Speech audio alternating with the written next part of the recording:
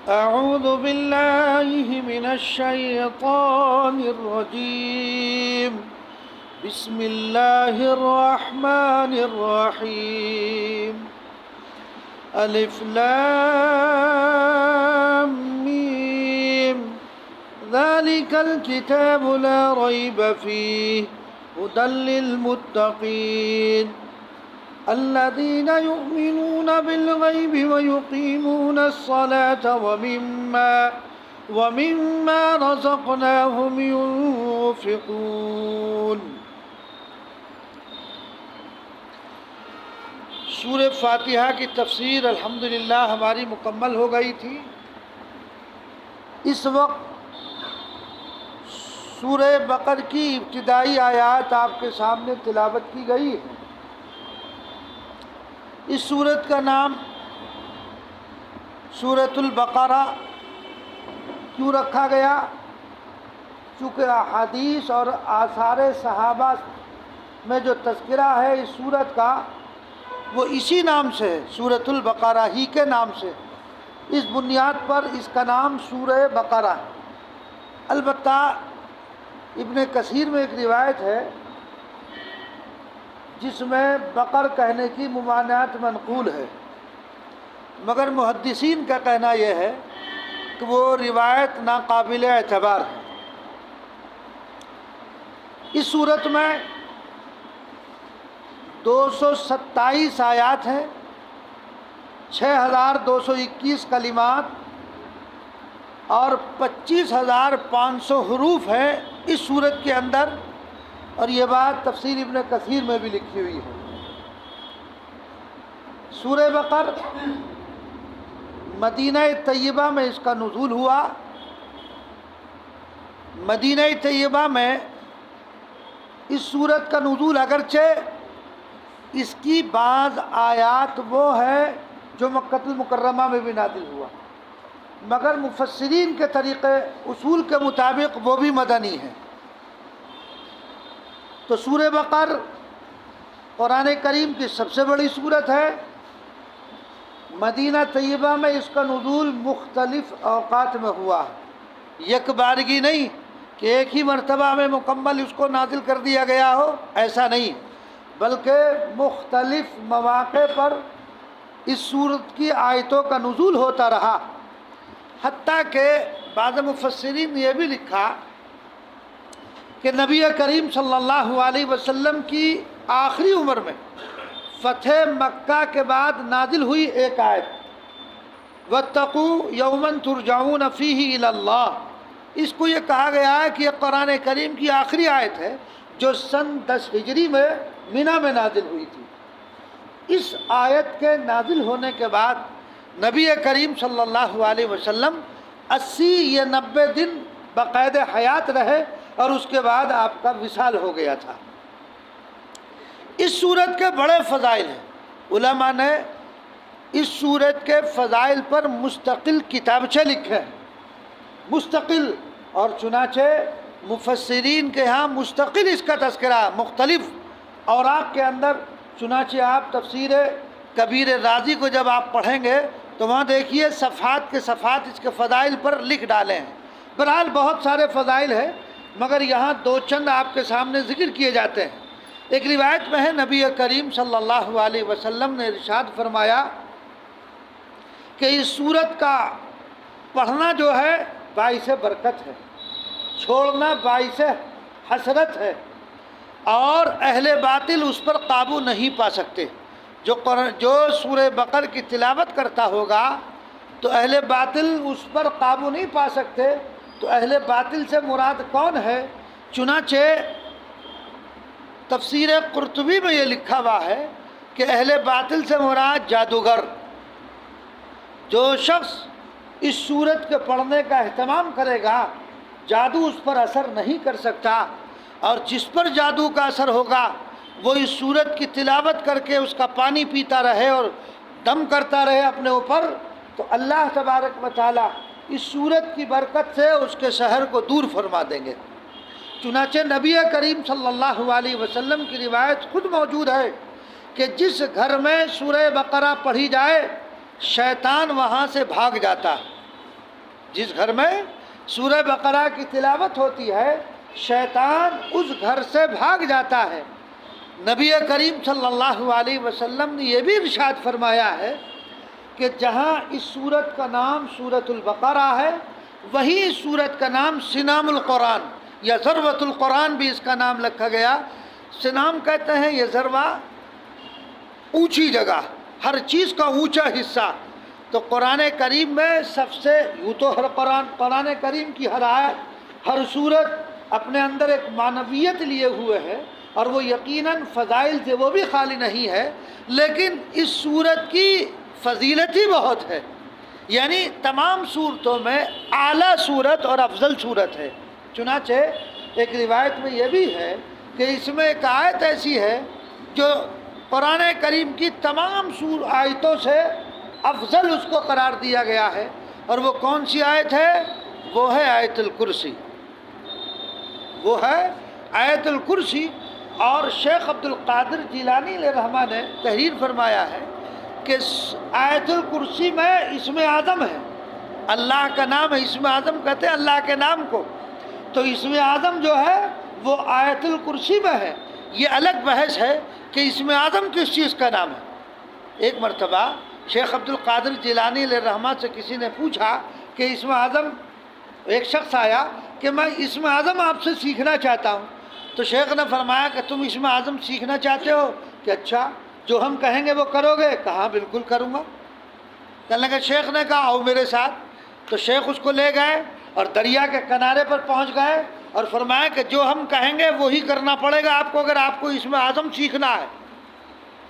چنانچہ اس کو حکم دیا کہ دریا میں گھس جاؤ، وہ گھستا گیا، پانی گھٹنوں تک آیا، اس نے کہا حضرت اب بتا دیجئے اور آگے چلو، پانی سینے تک آیا اور آگے چلو، پانی یہاں تک آ گیا۔ کہنے لگا حضرت اب تو بتا دیجئے میں مرنے کے قریب ہو رہا ہوں، کہ نہیں اور آگے چلو، پانی یہاں تک آیا۔ کہنے لگا حضرت اب تو میں ڈوبنے والا ہوں، اب اس میں اعظم بتا دیجئے۔ پانی، حضرت نے فرمایا کہ اور آگے چلو، وہ اور آگے گیا، پانی یہاں تک آیا۔ ظاہر بات ہے جب پانی جانا شروع ہوا تو کشمکش کی حالت، موت اور زندگی کی حالت میں وہ ہے، تو اس کی زبان سے دل کی گہرائیوں سے اللہ نکلا، ایک موج آئی اور آنے کے بعد اس موج نے اس کو باہر نکال کر پھینک دیا۔ کہنے لگے حضرت آپ نے اسم اعظم نہیں بتایا، میری تو جان کے لالے پڑ رہے تھے اور آپ کہہ رہے تھے اسم اعظم سیکھنا ہے تو اور آگے بڑھو۔ تو حضرت نے فرمایا کہ دل کی گہرائیوں سے جب اللہ کا نام نکلے وہی اسم اعظم ہے۔ دل کی گہرائیوں سے جب اللہ نکلے فرمایا کہ وہی اسم اعظم ہے۔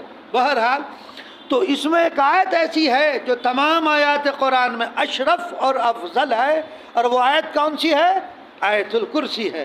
بہرحال حضرت عبداللہ ابن مسعود رضی اللہ تعالیٰ نے بھی فرمایا کہ سورہ بقر کی 10 آیتیں ایسی ہیں اگر کوئی شخص ان کو رات میں پڑھ لے تو اس رات جنات اور شیاطین گھر میں داخل نہیں ہو سکتے، اس کے گھر والے ہموم سے، غم سے، رنج سے محفوظ رہیں گے۔ تو لہذا ہمیں اس کا اہتمام کرنا چاہیے۔ یہاں تک لکھا ہے کہ اگر کوئی مجنون اور دیوانہ ہو ان آیتوں کو پڑھ کر اس پر دم کر دیا جائے تو اس کو افاقہ ہو جائے۔ 3 آیتیں تو شروع کی ہیں، 4 بیچ میں جو ہے آیت الکرسی ہے اور 3 آیتیں آخر کی ہیں۔ تو اگر ان کو پڑھ کر دم کر دیا جائے، یہاں تک لکھا ہے کہ اگر وہ مجنون ہے تو اس کو بھی جنون سے افاقہ ہو جائے گا۔ بہرحال اور نبی کریم صلی اللہ علیہ وسلم کو ایک مرتبہ ایک لشکر کا سردار مقرر کرنا تھا، تو نبی کریم صلی اللہ علیہ وسلم نے ایک نوعمر شخص جو سورہ بقر پڑھا ہوا تھا، آپ نے سورہ بقر کی وجہ سے اس کو اس لشکر کا سردار مقرر کیا، سورہ بقر کی وجہ سے۔ اور یہ اتنی اہمیت کی حامل ہے، اس میں اتنے اوامر نواہی اس صورت کے اندر بیان کیے گئے ہیں۔ لکھا ہے حضرت عمر رضی اللہ تعالیٰ عنہ نے اس صورت کو تفسیر کے ساتھ 12 سال میں مکمل کیا تھا۔ کتنے سال میں؟ 12 سال میں مکمل کیا تھا، جبکہ وہ اہل زبان اس کے معنی اور مفاہیم سے واقف، مگر پھر بھی، اور حضرت عبداللہ ابن عمر رضی اللہ تعالیٰ عنہ نے 8 برس میں اس کو مکمل کیا تھا، صرف سورہ بقرہ، پورا قرآن نہیں، صرف سورہ بقرہ کو۔ تو اسی سے آپ اندازہ لگا لیجئے کہ یہ سورت کتنی اہمیت کی حامل ہے اور کتنی اشرف اور اعظم ہے۔ سورہ فاتحہ میں ایک دعا مانگی گئی تھی، اہدنا الصراط المستقیم صراط الذین انعمت علیہم۔ تو اہدنا الصراط المستقیم میں جو دعا مانگی گئی تھی نا، وہ دعا اس قرآن کی شکل میں قبول ہوئی، الف لام میم ذالک الکتاب لا ریب فیہ۔ یہ ذالکہ سے کتاب کی طرف تو اشارہ ہے ہی، مفسرین نے لکھا ہے اہدنا الصراط المستقیم کی طرف بھی اشارہ ہے کہ جو تم سیدھا راستہ مانگنا چاہتے ہو، طلب کر رہے ہو، یہ قرآن ہے جو تمہیں پوری راہ بتائے گا۔ یہ گویا کہ اس کا جواب ہے، یہ اس کا پورا جواب ہے مکمل۔ بہرحال یہ مختصراً فضائل آپ کو بتا دیے گئے، ورنہ فضائل اور بھی بہت سارے ہیں۔ تو بسم اللہ الرحمن الرحیم، شروع کرتے ہیں اللہ کے نام سے جو بے حد مہربان نہایت رحم کرنے والا۔ الف لام میم، سورتوں کے شروع میں آپ دیکھیں گے پورا قرآن مجید میں الف لام میم، حامیم عین سین، حامیم، یہ جو الفاظ ہیں ان کو کہتے ہیں حروف مقطعات۔ یہ جو سورتوں کے شروع میں حروف مقطعات آئے ہیں، راجع اور صحیح بات یہ ہے، جس کو صاحب جلالین نے بھی لکھا ہے، واللہ عالم بمرادی، اس کے معنی اور مطالب اور مراد کو اللہ جانتا ہے۔ یہی بات صاحب قرطبی نے لکھی ہے کہ راجع قول یہ ہے کہ یہ ایک راز ہے جس کو اللہ ہی جانتا ہے، یا اپنے پیغمبر جناب محمد الرسول اللہ صلی اللہ علیہ وسلم کو اس سے باخبر کر رکھا ہے۔ اگرچہ مفسرین نے الگ الگ نام، الگ الگ معنی کا ذکر کیا ہے، الف سے کیا مراد، لام سے کیا مراد، مگر صحیح بات یہ ہے کہ اللہ ہی جانتا ہے۔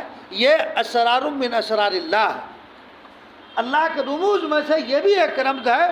تو جب یہ رمز ہے، ہمیں اس پر اتنا ایمان کافی ہے، اس کی تشریح اور اس کی توضیح کے پیچھے ہمیں نہیں پڑنا چاہیے۔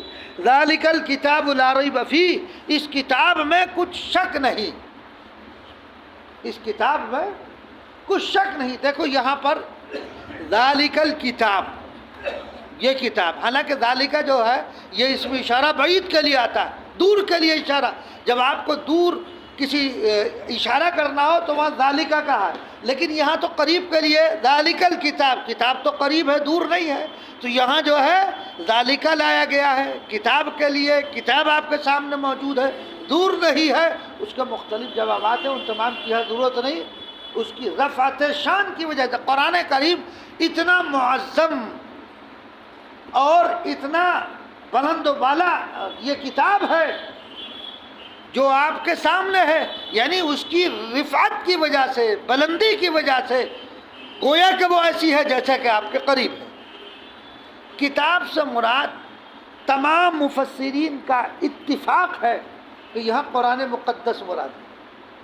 البتہ شیعہ جو ہے اپنی دیڑھ اینٹ کی الگ ہی رکھتے ہیں بنیاد، وہ کہتے ہیں کتاب سے مراد حضرت علی ہے، جبکہ دور دور تک کتاب سے مراد علی ہے ہی نہیں، حضرت علی رضی اللہ تعالیٰ عنہ۔ مگر شیعوں کی جو تفسیر میں نے دیکھی اس میں لکھا ہے المراد من ذالکہ، اس کے تحت میں لکھا المراد علی رضی اللہ تعالیٰ عنہ، حضرت علی رضی اللہ تعالیٰ عنہ کتاب سے مراد ہے۔ یہ کہیں سے کہیں بھی نہیں، جمہور مفسرین نے ایسی کوئی تفسیر نہیں کی ہے، تو کتاب سے مراد یہاں قرآن مقدس ہے۔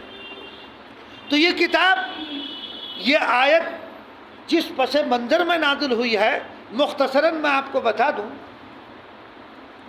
قرآن کریم کا جب نزول ہو رہا تھا تو ایسے سرفرے اس وقت موجود تھے کہ جو قرآن مجید کے کلام الہی ہونے میں شک کرتے تھے۔ مفسرین نے ایک نام لکھا مالک بن سیف، یہ کہتا تھا کہ یہ قرآن اللہ کا کلام نہیں ہے، یعنی قرآن مجید کے کلام الہی ہونے میں شک کرتا تھا۔ اور ایک تو شک خود کر رہا ہے، دوسرے لوگوں کے دلوں میں شکوک اور شبہات پیدا کرتے تھے کہ یہ کلام اللہ کا نہیں ہے، محمد الرسول اللہ صلی اللہ علیہ وسلم کا نعوذ باللہ بنایا ہوا اور گھڑا ہوا کلام ہے۔ اور یہ اعتراض کوئی نیا اعتراض نہیں تھا۔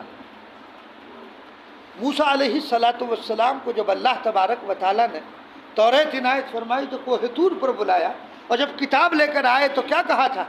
موسیٰ علیہ السلام کی قوم نے یہ کہا تھا کہ 40 دن تک جو غائب رہے یہ خود لکھ کر کے لے آئے اور کہنے کہ یہ اللہ کی کتاب ہے۔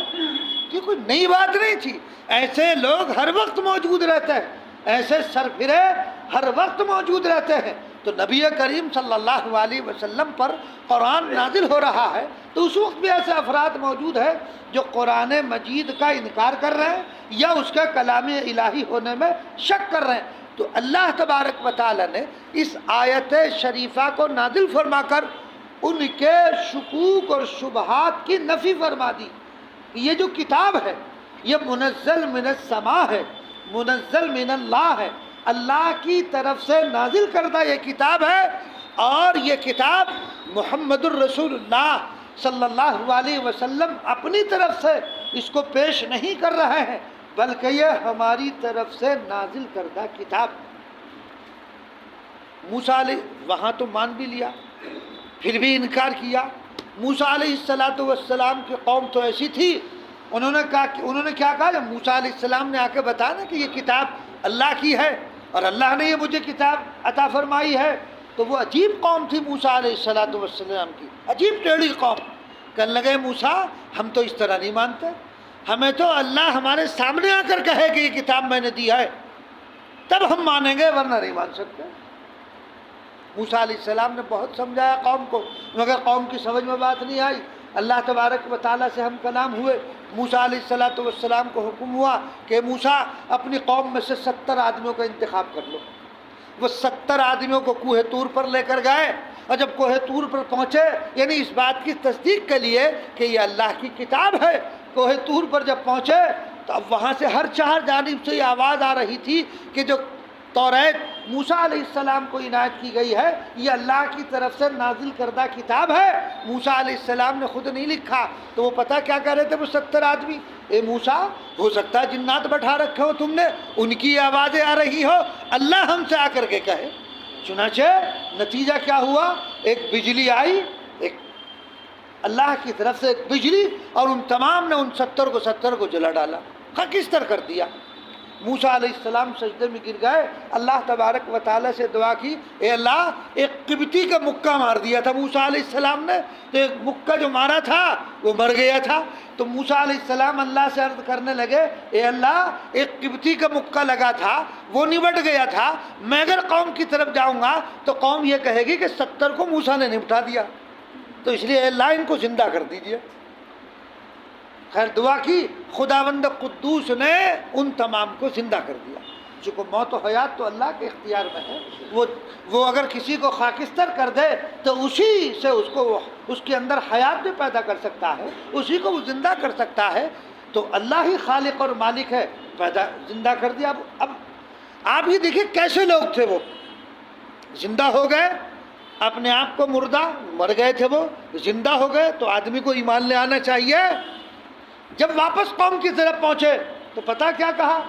جب واپس قوم کی طرف آئے تو قوم منتظر تھی، تو قوم سے نے پوچھا کہ ہاں بتاؤ۔ اکثر نے یہ کہا کہ ہاں یہ کتاب جو دی گئی ہے یہ توریت اللہ کی طرف سے نازل کردہ کتاب ہے، مگر کچھ نے ان میں ایک قید لگا دی۔ وہ قید کیا لگائے؟ کچھ نے ان میں سے یہ کہا کہ یہ کتاب تو موسیٰ علیہ السلام پر جو نازل ہوئی اللہ ہی کی ہے، مگر اللہ نے یہ بھی فرما دیا ہے کہ جس پر آسان ہو عمل کرنا کر لیو، اور جو مشکل ہو تو چھوڑ دیو۔ یہ اضافہ اپنی طرف سے بڑھا دیا، یہ اضافہ اپنی طرف سے کر، ایسی قوم تھی وہ عجیب۔ اللہ تبارک و تعالی حفاظت فرمائے۔ تو بہرحال نبی کریم صلی اللہ علیہ وسلم کے لیے یہ کوئی نیا سوال نہیں تھا، یہ سوال سابقہ امتوں میں انبیاء علیہ السلام سے لوگ کرتے رہے ہیں، لیکن اللہ تبارک و تعالی نے یہ آیت شریفہ نازل فرما کر نفی فرما دی کہ نہیں، یہ کتاب منزل من السماء ہے اور ہر قسم کے ریب سے، شکوک اور شبہات سے بالا تر ہے، اس میں کوئی بھی شبہ نہیں ہے، اس میں کسی قسم کا شبہ نہیں۔ اور یاد رکھنا ایک مسئلہ، یہ اس پر پوری دنیا کے علماء کا اتفاق ہے، اگر قرآن کریم کی کسی آیت میں انسان شک اور شبہ کرے گا تو وہ ایمان سے خارج ہو جائے گا، اس کا اسلام سے کوئی واسطہ نہیں رہے گا۔ تو فرمایا ذالک الکتاب لا ریب فیہ، یہ کتاب کیسی ہے؟ اس میں کوئی شک اور شبہ نہیں ہے، ہر قسم کے شکوک اور شبہات سے بالا تر ہے۔ لیکن کفار مکہ بھی ہٹی تھے، جو مکہ کے کافرین ہوئے وہ بھی ہٹی تھے، اور جب آپ مدینہ پہنچے تو وہاں منافقین سے واسطہ تھا، منافقین کا ٹولہ تھا، ان سے آپ کا واسطہ رہا، وہ بھی ایسے ہی تھے۔ خیر پھر ان کو چیلنج کر دیا، اچھا اگر تم باز نہیں آ رہے ہو، تم یہ کہتے ہو کہ یہ اللہ کا کلام نہیں ہے، تم شک کرتے ہو، تو اللہ تبارک و تعالیٰ نے چیلنج کر دیا کہ ان کو چیلنج کرو کہ تمہیں شک ہے تو پھر لے آؤ قرآن اس جیسا بنا کر، لے آؤ بڑی سے بڑی صورت اس کے مقابلے میں بنا کر، لے آؤ چھوٹی سے چھوٹی صورت قرآن کے مقابلے میں بنا کر۔ ظاہر بات ہے 14 صدیاں گزر چکی ہے، آج تک کوئی ایسا مائک لال پیدا نہیں ہوا، آج تک کوئی ایسی تنظیم، کوئی ایسی جماعت پیدا نہیں ہوئی ہے کہ جو قرآن کے مقابلے میں کوئی صورت تو کیا، چھوٹی صورت تو کیا، کوئی ایک آیت بھی پیش کر سکے، کوئی نہیں پیش کر سکتا ہے۔ یہ کتاب کیسی ہے؟ ذالک الکتاب لا ریب فیہ، اس میں کوئی شک اور شبہ نہیں ہے۔ ھدی للمتقین، یہ قرآن کی صفت ہے، ہدایت ہے متقین کے لیے۔ ہم نے ہدایت کے 3 درجے صراط مستقیم کے تحت بتائے تھے، ایک عام درجہ ہے، ایک خاص درجہ ہے، ایک اخص الخواص کا ہے۔ تو یہاں جو اس کے مخاطب ہیں وہ اخص الخواص ہے، مگر اس کو عام زبان میں آپ یہ سمجھیے گا۔ یہاں ایک سوال یہ پیدا ہو سکتا ہے کہ قرآن ہدایت ہے متقین کے لیے، تو متقی تو پہلے سے ہدایت ہے، ہدایت پر ہے، متقی تو کہتے ہی ہدایت یافتہ کو ہو، وہ تو راہ ہدایت پر پہلے سے ہی ہے۔ اس کا مطلب ہے جو متقی بننا چاہتا ہے، جو راہ ہدایت پر آنا چاہتا ہے، قرآن اس کے لیے رہنما ہے۔ جو قرآنی تعلیمات پر آنا چاہتا ہے، جو متقی بننا چاہتا ہے، جو ہدایت کے راستے پر آنا چاہتا ہے، قرآن اس کے لیے رہنما ہے، قرآن اس کے لیے ہدایت ہے۔ اور جو قرآن سے منہ موڑے، یضل بہ کثیرا ویہدی بہ کثیرا، قرآن کے ذریعے لوگ راہ یاب بھی ہوتے ہیں، گمراہ بھی ہو جاتے ہیں۔ جنہوں نے قبول کیا وہ ظاہر بات ہے ان کی ہدایت میں ترقی ہوئی، اور جنہوں نے انکار کر دیا وہ کفر میں چلے گئے۔ تو ھدی للمتقین، قرآن کی صفت کیا ہے کہ یہ متقین کے لیے ہدایت ہے، جو راہ پر آنا چاہتے ہیں، جو ہدایت پر آنا چاہتے ہیں، جو متقی بننا چاہتے ہیں، یہ قرآن ان کے لیے ہدایت ہے۔ الذین یؤمنون بالغیب، دیکھو کتنا، یعنی یہ صرف اور صرف قرآن ہی میں کی ایک خصوصیت ہے۔ قرآن کریم کی آیات کا ربط دیکھیے، کیسی فصاحت اور بلاغت ہے۔ ذالک الکتاب لا ریب فیہ ھدی للمتقین، یہ کتاب کی صفت بیان کی کہ یہ ہدایت ہے متقین کے لیے۔ آگے متقین کی صفات بیان کی گئی کہ متقی کون ہے، ھدی للمتقین قرآن کی صفت، الذین یؤمنون بالغیب یہ متقین کی صفت ہے۔ یعنی کیسا مربوط کلام ہے، کیسا اللہ تبارک و تعالیٰ کا جو کلام فصاحت سے، بلاغت سے پر کلام اور بالکل مرتب، کڑی سے کڑی ملی ہوئی ہے۔ تو فرمایا یہ متقین کی صفت ہے، الذین یؤمنون بالغیب، پہلی بات بیان کی گئی، جو یقین کرتے ہیں بے دیکھی چیزوں کا۔ ہم نے اللہ کو دیکھا نہیں، فرشتوں کو دیکھا نہیں، جنت اور جہنم کو ہم نے دیکھا نہیں، نبی کریم صلی اللہ علیہ وسلم نے اس کی ہمیں اطلاع دی، ہمارا اس پر یقین ہے کہ قرآن مجید میں جو اطلاع دی، ظاہر بات ہے کہ قرآن بھی آپ کے واسطے سے آیا، تو آپ کے واسطے سے یہ بات ہم تک پہنچی ہے، اور ہمارا یقین ہے اس بات پر کہ جو قرآن میں بیان کیا گیا اور جو رسول اللہ صلی اللہ علیہ وسلم نے بیان فرمایا وہ سچ اور حق ہے، اس میں کسی قسم کے شبہ کی گنجائش نہیں ہے۔ تو الذین یؤمنون بالغیب، بے دیکھی چیزوں کا یقین رکھتے، ہمیں مکمل یقین ہے۔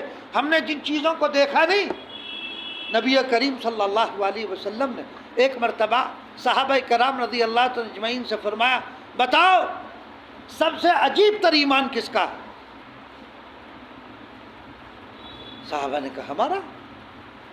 آپ صلی اللہ علیہ وسلم فرمایا کہ تمہارا کیسا؟ میں تمہارے درمیان موجود ہوں، میں تمہارے درمیان موجود ہوں، تمہارا عجیب تر ایمان کیسے؟ صحابہ نے عرض کیا یا رسول اللہ آپ ہی بیان فرما دیجئے۔ صحابہ کی عام عادت تھی، کہتے تھے اللہ اور اس کا رسول زیادہ جانتا ہے۔ تو صحابہ کرام رضی اللہ عنہم اجمعین نے پھر نبی کریم صلی اللہ علیہ وسلم سے سوال فرمایا کہ آپ ہی بتا دیجئے۔ آپ صلی اللہ علیہ وسلم نے ارشاد فرمایا عجیب تر ایمان ان لوگوں کا ہے جنہوں نے مجھے دیکھا نہیں مگر وہ میری تصدیق کریں، جنہوں نے مجھے، یعنی ہم اس میں شامل ہیں، ہم نے رسول اللہ صلی اللہ علیہ وسلم کو دیکھا نہیں ہے لیکن ہمارا پورا یقین ہے نبی کریم صلی اللہ علیہ وسلم کی نبوت پر۔ اللہ نے آپ کو نبی برحق بنا کر بھیجا ہے اور آخری نبی آپ ہی ہیں، آپ کے علاوہ کوئی نبی قیامت تک آنے والا نہیں ہے، تو ہمارا اس پر یقین ہے۔ تو الذین یؤمنون بالغیب، تمام مغیبات پر جو ہماری نظروں سے آنکھوں سے پوشیدہ ہے اور ہمیں اس کی اطلاع دی گئی ہے، ہمارا اس پر یقین ہے۔ تو الذین یؤمنون بالغیب، جو کہ یقین کرتے ہیں بے دیکھی چیزوں کا، ویقیمون الصلاۃ ومما رزقناہم ينفقون، اور قائم رکھتے ہیں نماز کو۔ دیکھو ہم نے گزشتہ ہفتے اقامت صلاۃ کے متعلق جو حدیث میں آیا تھا وہاں تفصیل سے ہم نے بتایا، اور جو ضروری مسائل تھے وہ بھی آپ کے سامنے عرض کیے گئے تھے۔ اقامت صلاۃ کا مطلب محض نماز پڑھنا نہیں ہے، بلکہ نماز کو اس کے تمام شرائط کا لحاظ کرتے ہوئے، فرائض، واجبات، سنن، مستحبات کا لحاظ کرتے ہوئے اس کو ادا کرنا، یہ ہے اقامت۔ نبی کریم صلی اللہ علیہ وسلم سے سوال کیا گیا ای الاعمال افضل، عملوں میں کون سا عمل افضل ہے؟ تو نبی کریم صلی اللہ علیہ وسلم نے کیا ارشاد فرمایا؟ الصلاۃ علی وقتہا، نماز کو اس کے وقت پر ادا کرنا۔ ایک ہے الصلاۃ، اقامت صلاۃ، نماز کا قائم کرنا، لیکن آپ نے کیا فرمایا؟ الصلاۃ علی وقتہا، نماز کو اس کے وقت پر ادا کیا جائے، جماعت کے ساتھ فرائض، واجبات، سنن، مستحبات کا اہتمام کرتے ہوئے پھر نماز کو ادا کیا جائے، یہ ہے در حقیقت اقامت صلاۃ۔ تو وَيُقِيمُونَ الصَّلَاةَ، قرآن مجید میں سینکڑوں جگہ پر اللہ تبارک و تعالیٰ نے اقامت صلاۃ کے متعلق بیان کیا، یعنی جتنی تاکید نماز کے متعلق قرآن مقدس میں آئی کسی اور حکم کے متعلق نہیں، مگر پھر بھی ہمارا معاملہ یہ ہے ہم نماز سے بہت دور ہیں، نماز ہماری زندگیوں میں نہیں ہے۔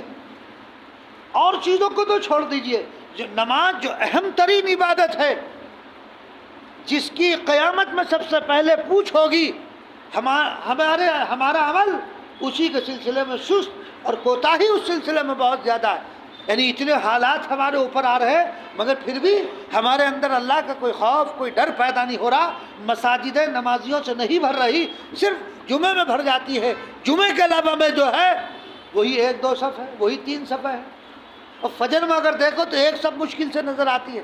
آخر یہ بے توجہی کیوں ہے؟ یہ توجہ ہماری توجہ نماز کی طرف کب ہوگی؟ اگر ہم نماز پابندی سے پڑھنے والے بن جائیں، کم سے کم نماز کا اہتمام کر لیں۔ نوجوان کہتا ہے صبح میں آنکھ نہیں کھلتی ہے، ارے اگر ٹرین سے کہیں دلی اگر جانا ہو اور 3:45 بجے آپ کو جو ہے گاڑی پکڑنی ہے تو کیسا اہتمام کرتا ہے، الارم لگا کے سوئے گا، بیوی کو کہہ کے سوئے گا، یہ اہتمام ہے نہیں ہے؟ نماز کے لیے اہتمام کیوں نہیں ہے؟ اگر یہ اہتمام نماز کے لیے ہو، کیوں اگر ہو تو پھر کیسے چھوٹ جائے گی نماز؟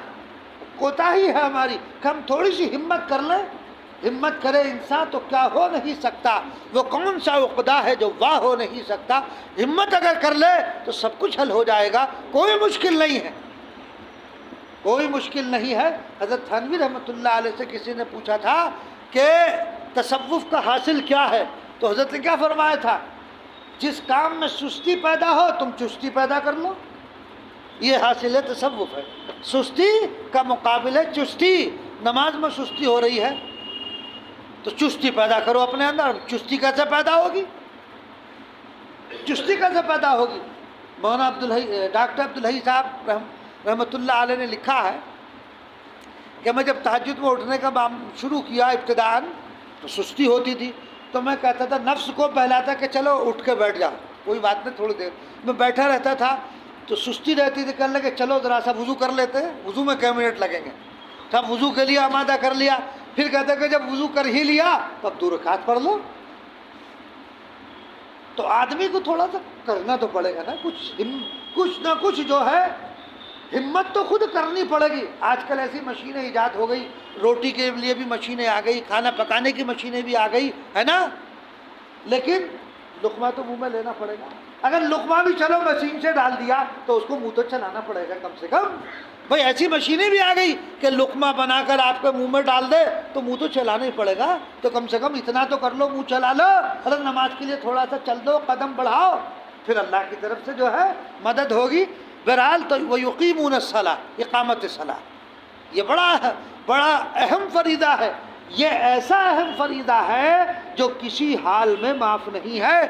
جنگ کا میدان ہے، دشمن سے مقابلہ ہو رہا ہے، وہاں بھی نماز کی معافی نہیں، نماز پڑھنی، وہاں وہ بھی احادیث میں اس کا طریقہ بتایا گیا، نماز کیسے پڑھی جائے گی۔ ٹرین میں آپ چل رہے ہیں تو نماز کو نہیں چھوڑنا، پلین میں اگر آپ سفر کر رہے ہیں تو نماز کو نہیں چھوڑنا، نماز کسی حال میں معاف نہیں ہے، تو نماز کو پڑھنا ہی ہے۔ تو اس لیے دوستو وَيُقِيمُونَ الصَّلَاةَ وَمِمَّا رَزَقْنَاهُمْ يُنْفِقُونَ، اور جو ہم نے روزی دی ہے، جو مال ہم نے دیا ہے، جو رزق ہم نے دیا، ان کو اس میں سے خرچ کرتے ہیں۔ دیکھو یہاں پر پہلی بات یہ سمجھنے کی ہے کہ وَمِمَّا رَزَقْنَاهُمْ يُنْفِقُونَ، یہاں عام ہے حکم، زکوٰۃ خاص نہیں ہے۔ ظاہر بات ہے کہ اللہ تبارک و تعالیٰ نے زکوٰۃ، وہ تو ایک فریضہ ہے، وہ تو ایک فریضہ ہے، تو صدقات واجبہ ہو، نافلہ ہو، وہ سب اس کے اندر شامل ہیں۔ بعض لوگوں نے اگرچہ اس کے تحت میں زکوٰۃ کو لیا ہے، کیونکہ آیت کا رخ بتا رہا ہے وَمِمَّا رَزَقْنَاهُمْ يُنْفِقُونَ، مما، یہ لفظ مما جو آ رہا ہے یہ بتا رہا ہے کہ اللہ تعالیٰ سارے کا خرچ کرنے کا حکم نہیں دے رہے، کچھ کا، سارا خرچ نہیں کرنا، کچھ خرچ کرنا ہے۔ زکوٰۃ میں بھی کیا، اگر زکوٰۃ ہی مراد لی جائے تو 2.5%، 97.5% تو بچ رہا ہے۔ اللہ تبارک و تعالی جو مال تمہارے پاس موجود ہے وہ اللہ کا دیا ہوا ہے، یہ تو ہمارا عقیدہ ہے، یقین ہے۔ جب وہ اللہ کا دیا ہوا ہے تو اللہ تبارک و تعالیٰ اگر یہ فرمائے کہ سارا مال اللہ کی راہ میں دے دو تو ہمیں دریغ نہیں ہونا چاہیے، اس لیے کہ اللہ کا دیا ہوا حکم آ گیا، دے دیا۔ لیکن اللہ تبارک و تعالیٰ ہماری نفسیات سے واقف، وہ جانتا ہے اپنے بندوں کو، تو اللہ نے کیا حکم دیا، کیسا رحیم اور کریم ہے کہ اپنے مال میں سے کچھ دے دو، اور وہ کچھ کیا ہے، 2.5%۔ زکوٰۃ اگر مراد لی جائے تو 2.5% ہے، اور نفلی صدقات اس کے لیے اس کی بھی حد بندی نہیں ہے۔ نفلی صدقات میں کوئی حد بندی نہیں ہے، جس انسان کی جتنی ہمت ہو، اگر آپ کی 50 پیسے کی 50 پیسے دے دو صدقہ، کتنی آسانی ہو گئی، ہر آدمی دے سکتا ہے اس دور میں، 1 روپے کی ہو 1 روپے دے، یعنی زکوٰۃ میں تو متعین کر دیا گیا 2.5%، لیکن نفلی صدقات میں کوئی تعین اللہ اور اللہ کے رسول صلی اللہ علیہ وسلم نے نہیں کیا۔ اپنی ہمت اور وسعت کے مطابق جتنا دے سکتے ہو دے دو، مگر اس میں بھی ہم بڑے کنجوس ہیں۔ ایک تو زکوٰۃ 2.5% پراپر حساب لگا کر نہیں دیتے۔ میں کہا کرتا ہوں، لوگ یہ کہتے ہیں جی ہم جو ہے مال رکھا ہوا ہے، اب اندازے سے ہم لگا لیتے کتنے کا مال ہے، اندازے سے زکوٰۃ نکال دیتے۔ کیوں بھائی؟ تم جو کاروبار کر رہے ہو، کاروبار کے لیے تم نے مستقل ایک سی اے بٹھا رکھا ہے جو تمہاری آمد و خرچ لکھتا ہے، ایک ایک چیز کا بل، کیوں کہ وہ سب انکم ٹیکس میں جائے گا، اگر گڑبڑ کر دی تو گورنمنٹ کان پکڑ لے گی۔ گورنمنٹ کا ڈر ہے نا، خطرہ ہے گورنمنٹ کا، اللہ کا ڈر نہیں ہے۔ وہاں کیوں نہیں رکھتے ہو؟ ارے وہاں بھی جس طرح تم دنیاوی حسابات حکومت کے ڈر کی وجہ سے اپنی آمد اور جامد کے لیے مستقل ایک سی اے رکھتے ہو، ایک سی اے کا انتظام آپ کرتے ہو اور اس کو باقاعدہ فیس اس کی دیتے ہو، زکوٰۃ جو ہے اندازے سے نکال دو۔ واہ جی واہ، زکوٰۃ اندازے سے، وہ پراپر حساب کر کے کیوں نہیں نکالتے؟ اس کا بھی حساب رکھو۔ جب تم اپنے کاروبار کا، اپنے مال کا کیا آ رہا ہے، کیا گیا، کیا آیا، سب لکھتے ہو، تو زکوٰۃ میں کیوں نہیں لکھتے؟ اس میں کیا دقت ہے؟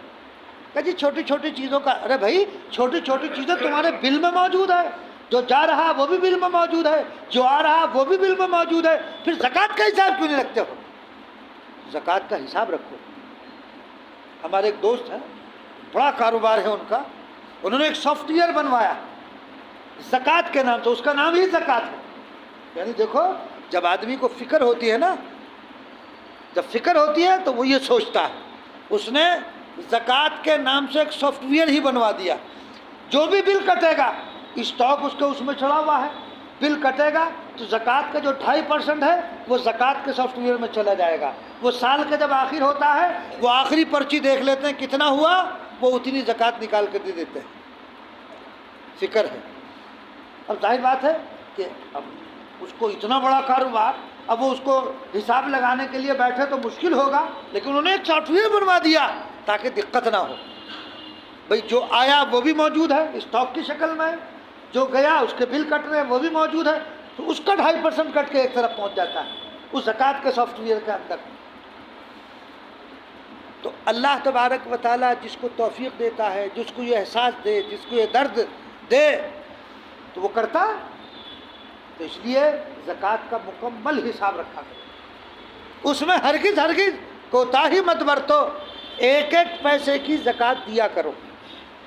زکوٰۃ کے دینے سے مال محفوظ ہوتا ہے، اور یہ بھی یاد رکھے زکوٰۃ کے دینے سے مال کم نہیں ہوتا، بڑھتا ہے۔ تجربہ کر کے دیکھ لو، تجربہ کر لو آپ، جو مال کی زکوٰۃ پوری دیتا ہے، اللہ اس کے مال کی حفاظت کر فرماتے ہیں اور اس مال میں اضافہ فرماتے ہیں۔ زکوٰۃ دینے کی وجہ سے کوئی غریب نہیں ہوا ہوگا آج تک۔ تو اس لیے اپنے مال کی پوری زکوٰۃ نکالا کرو، نہیں نکالو گے سخت ترین گناہ، سخت ترین گناہ۔ تو بہرحال تو وَمِمَّا رَزَقْنَاهُمْ یہ عام ہے، زکوٰۃ کو بھی شامل ہے، صدقات واجبہ کو بھی شامل ہے، صدقات نافلہ کو بھی شامل ہے۔ تو اللہ نے جو مال دیا ہے اس میں سے تھوڑا سا خرچ کر لو۔ ارے بھائی 100 روپے میں سے 2.5 روپے نکال دو۔ اب آدمی کہتا ہے کو 2.5 روپے، اب یہ نہیں دیکھتا، ادھر دیکھو 2.5 گئے نا، 97.5 کی طرف کیوں نہیں نظر جا رہی کہ 97.5 تو پھر بھی بچ رہا۔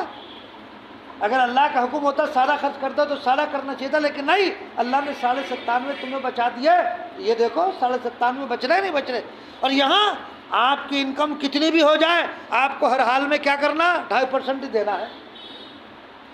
دنیاوی قانون کے لحاظ سے آدمی کی جب آمدنی بڑھتی ہے تو 5 لاکھ کے بعد 10% دیتے ہو، نہیں دیتے، 10 کے بعد 20% دینا پڑتا ہے، 30% ٹیکس گورنمنٹ کو دیتے ہو، تو 2.5% اللہ کے نام پر نکالنے میں دقت آتی ہے۔ وہاں دقت آ رہی ہے، یہاں کوئی دقت نہیں ہے۔ تو اس لیے، اور ہم لوگوں کا مزاج ایک اور ہے، وہ کیا ہے، زکوٰۃ کے سلسلے میں پہلے بھی بتایا کہ جب زکوٰۃ ادا کرنی ہوگی نا تو جو ردی مال ہوگا کہ اللہ کے نام پہ دے دو، ہے نا۔ جو اسٹاک میں مال رکھا ہوا ہے نا، بہت پرانا، کئی سالوں کا، وہ چل نہیں رہا، تو کہتا ہے مفتی سے مسئلہ پوچھا کہ جی سامان دے سکیں زکوٰۃ میں، تو ظاہر بات ہے مفتی کیا کہے گا، مفتی کہے گا ٹھیک ہے بھائی سامان بھی زکوٰۃ میں دے سکتے ہیں۔ تو وہ اپنا جو کئی سال پرانا اسٹاک ہوگا نا، وہ نکال کے لائے گا کہ اسے سب کو زکوٰۃ میں دے دو۔ اپنے لیے تو اچھا، اور اللہ کے نام پر دینے کے لیے ردی نہیں، ایسا نہیں ہونا چاہیے۔ جب تم خود اچھا مال استعمال کر رہے ہو تو اللہ کے راستے میں بھی ایسا مال دو کہ مال دیتے وقت دل کو تکلیف ہو، تاکہ اس پر اجر زیادہ ملے۔ اچھا مال دینا چاہیے، ردی مال نہیں جو اسٹاک میں پڑا ہوا ہے۔ اچھا، یہ تاجر بڑا ہوشیار ہوتا ہے، اسٹاک میں جو مال پڑا ہوا ہے نا اس کے ریٹ نیچے آ گئے، مثلا وہ 100 روپے میٹر کپڑا خریدا تو آج اس کی ویلیو 50 روپے کی، 20 روپے کی بھی نہیں، کوئی لیتا ہی نہیں۔ جب کوئی لے ہی نہیں رہا تو اس کی کوئی ویلیو نہیں۔ یہ پتہ کیا کرتا کہ جی ہماری تو خرید 100 روپے کی تھی، 100 روپے پہ زکوٰۃ دے دیتا، جبکہ موجودہ جو اس کی ویلیو ہوگی اس کے اعتبار سے زکوٰۃ دی جائے گی، خرید پر نہیں، جو موجودہ ویلیو ہوگی اس پر زکوٰۃ دی جائے گی۔ مگر اس کا نفس بڑا ہوشیار ہے، کہتا ہے کہ بھائی خرید ہماری اتنے کی تھی تو اسی پہ زکوٰۃ نکلے گی، وہ اس پہ کیوں نکلے گی؟ اس کی موجودہ ویلیو دیکھو کیا قیمت ہے اس کی موجودہ، جو اس کی ویلیو ہو، بڑی ہو یا گھٹی ہو، اسی اعتبار سے زکوٰۃ نکالی جائے گی۔ بہرحال تو وَمِمَّا رَزَقْنَاهُمْ يُنْفِقُونَ، اللہ نے جب مال دیا ہے، صاحب ثروت بنایا، تو زکوٰۃ تو دو ہی، صدقات بھی نکالا کرو، صدقات بھی نکالا کرو، نفلی صدقات سے بھی لوگوں کی مدد کیا کرو۔ بھائی زکوٰۃ تو فرض ہے، وہ تو دینی ہی ہے، نفلی صدقات کا بھی اپنا ذہن بناؤ، خرچ کرنے کا ایک ماحول بناؤ اور اپنے آپ کو آمادہ کرو نفلی صدقات پر خرچ کرنے کا۔ اللہ تعالیٰ مجھے بھی آپ کو بھی اللہ کے راستے میں مال کو خرچ کرنے کی توفیق عنایت فرمائے۔ اللہم صلی علی سیدنا و نبینا و مولانا محمد عبدہ و رسولہ۔